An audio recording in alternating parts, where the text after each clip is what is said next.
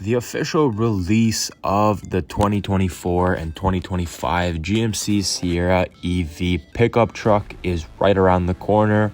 So we're just getting ready to actually get the first edition 1 Denali's hitting dealerships. It's gonna be a little bit pricier than some of the other trims, such as the Elevation and the AT4, which will be more geared towards a little bit of off-road action, a little bit of work functionality, but won't have the same interior finishes and some features such as the Denali, which is obviously common for GM and all their vehicles. But again, we're going to be seeing some new tech.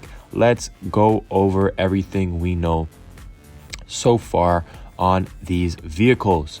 So what we're expecting for the powertrain for the Edition 1 is obviously going to be a little bit different than the Elevation AT4 as well, like I said, but expect around 750 horsepower and 785 pound-feet of torque, which again is quite impressive. 60 miles per hour burst in about 4.5 seconds. So again, the top of the line trim will give us around 700 horsepower. We're probably expecting about 400 to 500 for the Elevation and AT4s.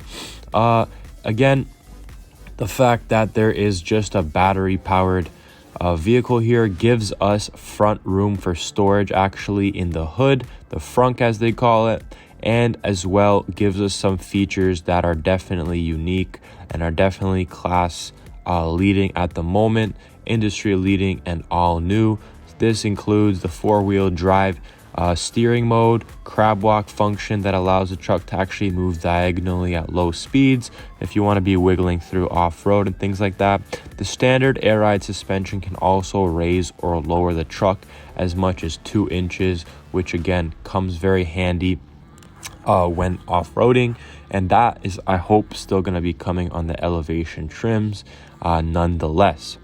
In terms of its towing capacity, we're expecting to see about 9,500 pounds and hauling up to 1,300 pounds of payload, so towing nearly 10,000 pounds. It'll be interesting to see how it actually can perform on half charge, quarter charge, and full charge.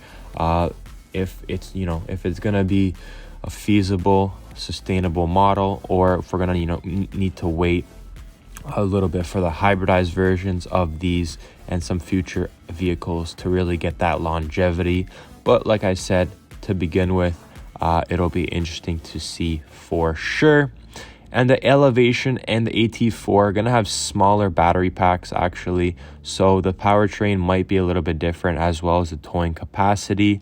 400 miles of driving range we're expecting for the Edition 1 Denali's.